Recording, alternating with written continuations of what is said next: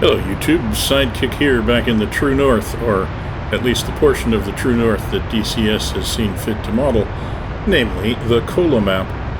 This video is going to be a bit of an update to my original Kola Map video. You might want to go back and take a look at the one that I originally put out when the map was released. I'm going to summarize some of what I said in that video, so you don't have to go back and look at the earlier one, but you may want to compare. I decided to do an update because there really have been a lot of changes to the map. I mean, some of them are very significant improvements, although they may not be obvious if you haven't been watching the map develop. I certainly think that they affect my view of whether or not the map is worth picking up. So if you want my recommendation, you can just skip to near the end of the video. But if you haven't been thinking about Kola for a while, let's kind of review the state of play. First of all, why would this area be of interest to anybody who flies in DCS? I mean, what's it good for? Now, the map is called the Kola Peninsula, but it's actually quite a bit more than the Kola Peninsula. The Kola Peninsula is the part of the Soviet Union that's represented on the map. The actual map includes not only the Soviet Union, but northern Finland, Sweden, and Norway. The Kola Peninsula itself was and is home to the Russian or Soviet Northern Fleet, including nuclear attack and ballistic missile submarines. And it also includes the ASW ships to protect the Russian boomers, and it's also capable of fielding amphibious groups to attack the Norwegian North Sea coast. In terms of air forces, the Kola was home to a large number of Soviet naval aviation bombers, Backfires and Bears, whose mission would have been to interdict NATO Atlantic convoys by flying around across the top of the Greenland, Iceland, UK gap and down into the mid-Atlantic. It was also home to large numbers of high-altitude interceptors whose mission would have been to prevent NATO strategic bombers from flying over the pole and reaching the Russian heartland or attacking the bases in the Kola. So there was a pretty significant Soviet Cold War order of battle, both naval and air, in the region. But what about on the ground, and what about NATO and the other Nordic countries? Well, Finland was the country most directly in the path of the steamroller. No one is exactly sure what the Finns would have done, but the Soviets expected that they would not only remain neutral, but they also expected the Finns not to contest Soviet use of their territory in order to get at Norway or Sweden. Now, it seems that Finland may have intended to officially agree to that, but there were also elements within Finland that expected to resist Soviet violation of their territory, at least unofficially. And so there may have been a significant amount of guerrilla or special forces activity that would work to disrupt the Soviet advance through Finland.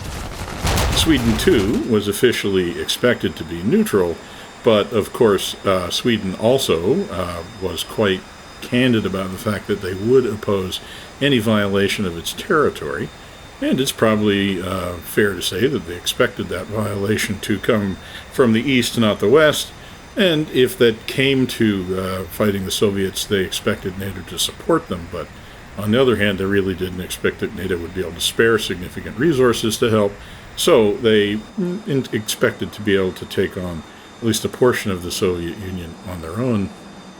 Now, the Swedes were concerned about two things.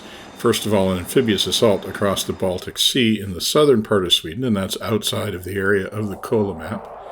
In the area of the Kola Map, Sweden was expecting to face an overland invasion through Finland by between 8 and 10 divisions worth of Soviet troops, and they would attack from their bases in the Kola Peninsula. So it is entirely possible that the area represented by the Kola Map could well have been the site of significant action in the event of a Cold War conflict between NATO and the Warsaw Pact. And that's because actually the Northern Theater was considered to be reasonably critical, because the Soviets just knew that in order to win any war in northwestern Europe, they needed to isolate Europe from North America, and control of the northern Norway coast was a big part of that.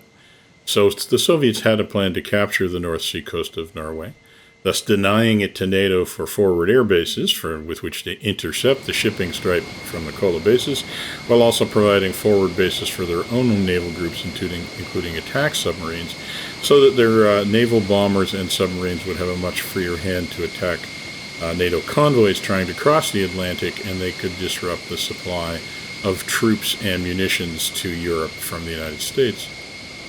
The Soviets more or less viewed Finland and Sweden as speed bumps on the way to the Norway coast then, and the Swedes and the Finns knew that. But they also knew that despite needing to defend a pretty large area, as you can tell from the map, most of that area was, well, remote. Poorly served by any kind of transportation and virtually inaccessible, even by air assault, since most of it was covered by trees, lakes, or rocks. And if you have ever lived in or have traveled in the boreal forest, you will know exactly what I mean. It can be an extremely idyllic spot if you travel by canoe and live in a tent. If you're trying to move thousands of troops and hundreds of armored and non-armored vehicles, well, idyllic it's not. Really, it's impossible terrain to move in by any means other than foot or water in a watercraft that you can pick up and carry when you need to. In short, even though the area that Sweden needed to defend was large, there were really very few routes that passed through it all the way from Finland to the border, the Swedish-Norwegian border. In addition, the approach along those routes was long and fairly tortuous through country that would provide ample opportunities for disruption or delay from the air or from the ground, both as and after the Soviet invading forces had passed through. So it expected that this is the kind of campaign that would have been waged across much of the center section of the Kola Map, across Finland and into Sweden.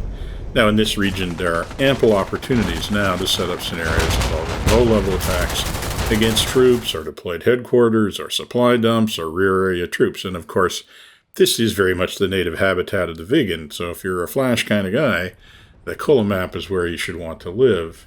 And if you are, then there's been a lot of good news since the map was first released. The initial map was a little light on detail in general, but particularly in the middle of the map. At release, there was only really a small part of Finnish territory that was modeled in high detail, that and the area around the Soviet bases in the Kola. In general, you can spot the area that has been detailed in DCS by looking in the F10 map or in the mission editor for the existence of this kind of minor road network. Now, the area that's covered by that road network has increased significantly since release, and a number of new airfields have also been added, which is good, since these would likely have been the initial deployment bases for Swedish fighters, although fairly quickly it would have been expected that they would then out-deploy to road bases in the forest, but now that we have a road network, it's possible to build those too. So, fair to say that there are many more possibilities for planning, designing, and flying the kinds of missions that one could have expected to be flown in this area, at least by the Swedish Air Forces and the Viggen. But of course, there are other historical possibilities for Blue Force employment in the region as well, because of course NATO was not unaware of the Soviet plans for the invasion of northern Norway. NATO's response consisted of rapid reaction forces drawn from multiple sources, including a Canadian battle group and a United States Marine amphibious assault group, complete with, you guessed it, Harriers as close air support assets. Now, while there were no official plans with Sweden, as that would have violated Sweden's neutrality, I think it's also fair to say that if the Swedes were successfully resisting the Soviets, NATO would have been able to reinforce their efforts both with ground troops and with aircraft. Again, especially Harriers, which would have been right at home in the Swedish road bases. So that presents some interesting ideas for scenarios.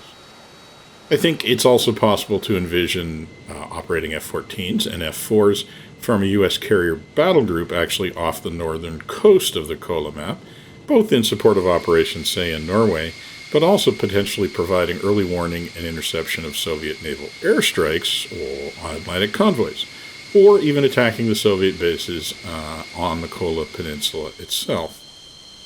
Now, if those are the kinds of operations you're interested in, there are certainly some areas where the Kola Map will serve you well. The Soviet area in and around Murmansk has always been highly detailed, and so operation in that region will look and feel pretty high fidelity. Now, areas along the coast have not seen a lot of detailed updatings, but they weren't bad to begin with. And they also feature, obviously, the most spectacular scenery on the map, because that's where the mountains are. And they've certainly always been the first choice of anyone who wanted a dramatic screenshot or teaser videos. There are a number of air bases along the Norway coast that have been modeled, so missions simulating a NATO deployment to defend Norway are certainly doable. Of course, I really do have to mention that even portions of the map that have not been specifically detailed have received major updates since release. A while back, Orbx released winter textures, the lack of which was a major limitation in the initial release, and now in this latest release, they've also updated the summer textures, and the effect is pretty impressive, mostly because of the trees.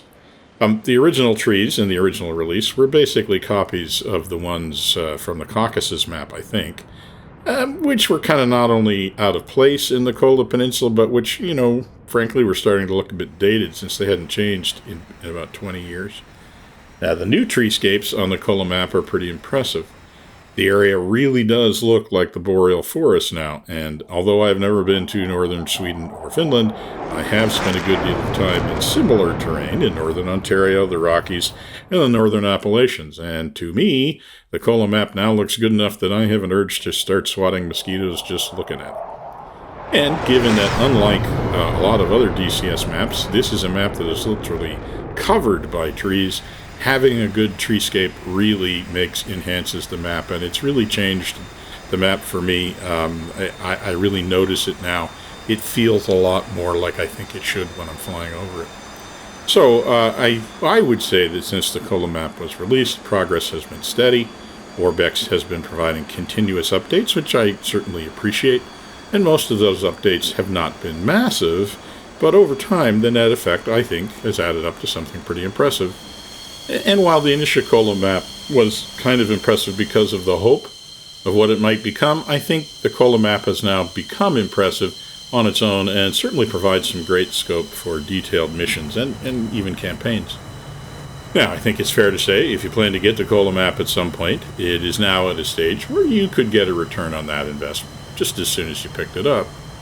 As far as the big three concerns about investing in any new DCS map, namely cost, storage space, and game performance, I think the Kola map is certainly not overpriced compared to other DCS terrains, which is not to say that it's cheap, though, but worth looking at when it's on sale, certainly.